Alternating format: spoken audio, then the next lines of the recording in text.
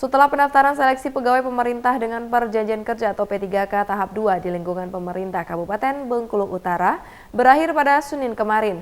Berjumlah 1.980 pelamar yang telah mendaftar, sementara itu bagi tenaga non-ASN yang tidak memenuhi syarat pada seleksi CPNS dan P3K tahap 1 serta tidak mendapatkan formasi, maka mereka akan menjadi P3K paruh waktu.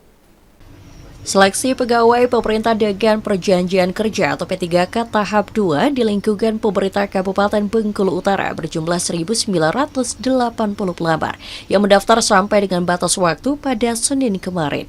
Sementara itu bagi tenaga non-ASN yang tidak memenuhi syarat pada seleksi CPNS dan P3K tahap 1 serta tidak mendapatkan formasi, maka mereka akan menjadi P3K paruh waktu.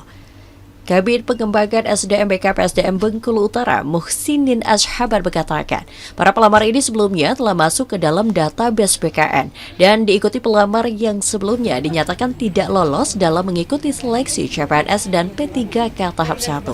Sementara itu terkait tenaga non-ASN yang akan dirumahkan, BKPSDM Bengkulu Utara belum menerima ketentuan pasti dari pusat.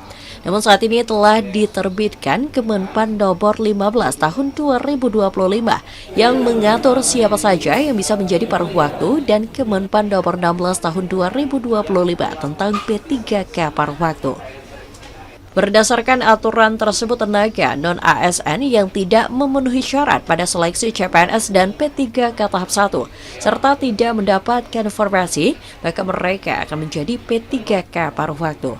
Hal ini sebagai upaya alternatif dalam membantu menyelesaikan penataan pegawai non-ASN atau honorer yang diangkat berdasarkan perjanjian kerja dan diberikan upah sesuai dengan ketersediaan anggaran instansi pemerintah daerah. Bahasanya yang bisa diangkat dari P3K dan P3K itu adalah mereka yang tahapan sampai dengan seleksi.